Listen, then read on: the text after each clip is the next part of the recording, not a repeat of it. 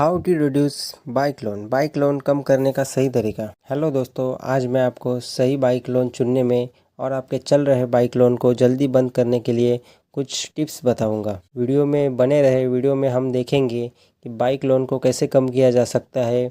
अगर आपने भी अपने पसंदीदा बाइक के लिए लोन लिया है और आप उसे जल्दी से कम करना चाहते हैं या फिर बाइक लोन लेने की सोच रहे हैं, तो यह वीडियो आपकी थोड़ी मदद करेगा।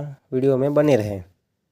दोस्तों, सबसे पहले आप अपने आसपास के बाइक शोरूम में जाएं। उसके बाद आपको जो बाइक या स्कूटर लेना है उसके बारे में पूछें कि व्हीकल का ऑन रोड प्राइस क्या है। उसके बाद उनसे पूछें कि मुझे बाइक फाइनेंस करनी होगी तो उसके लिए मुझे मिनिमम डाउन पेमेंट कितना करना होगा।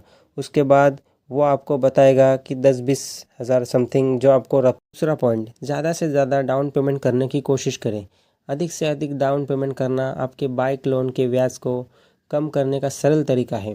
याद रखो, जितना ज़्यादा डाउन पेमेंट आप करोगे उतना ही कम इंटरेस्ट आपको देना पड़ेगा। आपको अगर बैंक से बाहर से लोन मिल रहा है तो उससे पहले ले, क्योंकि अगर आप बाहर से लोन लेंगे, बाहर के बैंक से लोन लेंगे, तो उनका कैसा होता है रूल कि अगर उनके लोन पे जो भी ईएमआई होगा उससे ज़्यादा अगर रकम आपके पास जमा होगी तो वो भी आप उसमें भर सकते हैं और अपने लोन को जल्दी ख़त्म कर सकते हैं। तो अगर आपको बैंक बाहर से लोन दे रहा है तो उसे लेकर भी शोरूम में जाकर हैंड कैश सारे पैसे देकर बाइक ले सकते हो।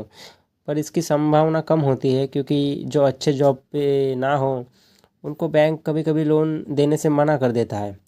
तो अगर आपको मिल रहा है लोन तो इससे आपका फ़ायदा होगा। आप ईएमआई के साथ थोड़ी थोड़ी ज़्यादा रकम भी बैंक में जमा कर सकते हैं। और आप अगर शोरूम में जाके ही बाइक फाइनेंस करवाते हो तो उस लोन में आप ईएमआई के साथ ज़्यादा पैसे नहीं भर सकते हैं। और अगर आप भरना चाहो तो आपको 6 महीने के ईएमआई भरने के बाद चाहो तो एक साथ पैसे देकर पूरा लोन क्लोज कर सकते हो। पर उसके भी थोड़ी शर्तें हैं। उस पर भी आपको थोड़ा इंटरेस्ट देना पड़ेगा। मान लो आपके लोन का इंटरेस्ट 10% है, तो 6 महीने बाद आप जब पूरा लोन क्लोज करने जाओगे तो जो भी आपका प्रिंसिपल अमाउंट बचेगा उस पर आपको 6% इंटरेस्ट देके उसके बाद आपको जो अमाउंट बचेगा वो देना पड़ेगा। 6% इंटरेस्ट देना पड़ेगा।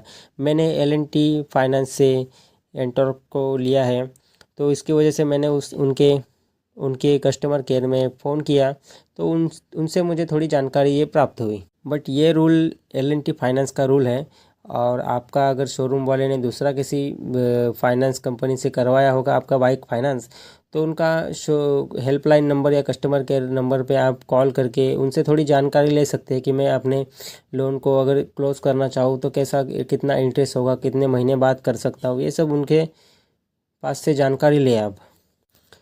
और सही कालावधि चुनें। आपके फाइनेंशियल सिचुएशन के अनुसार बाइक लोन का सही टाइम चुनें। मतलब 12 महीने, 18 महीने या 24 महीने। इससे ज़्यादा का टेन्योर आप ना ही चुनें तो अच्छा रहेगा।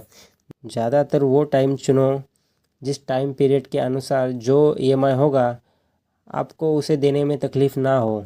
ध्यान रखिए, आप जितना कम टाइम के लिए बाइक लोन लेंगे उतना कम ब्याज आपका जाएगा। आप इन पॉइंट की मदद से अपने बाइक लोन को कम कर सकते हैं और आपकी फाइनेंशियल सिचुएशन में सुधार हो सकता है। और ये भी याद रखें कि बाइक लोन को जल्दी कम करने से आपका क्रेडिट स्कोर भी बेहतर होगा। अगला पॉइंट ये है कि एड ऑन से बचें। शोरूम वाले क्या करते हैं कि अपने शोरूम में आपको बताता है कि गाड़ी के साथ helmet free, crash guard free, ये फ्री वो फ्री, लेकिन उनमें से कुछ भी फ्री नहीं होता। आप उनको बोलोगे कि मुझे ये चीज़ नहीं चाहिए इसके साथ, तो वो लोग क्या करेंगे, बाइक का जो अमाउंट होगा ना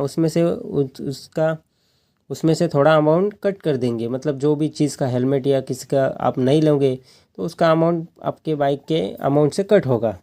उम्मीद है कि इन पॉइंट की मदद से आपको आपके लोन को कम करने में थोड़ी मदद मिलेगी और सही लोन लेने में मदद होगी। आपके फाइनेंशियल सिचुएशन में भी सुधार होगा। तो आप अपने फाइनेंशियल सिचुएशन के ध्यान रखते हुए इन तरीकों का उपयोग करें और जल्दी से जल्दी बाइक लोन को समाप्त करें। जय हिंद। मिलते हैं अगले वीडियो में।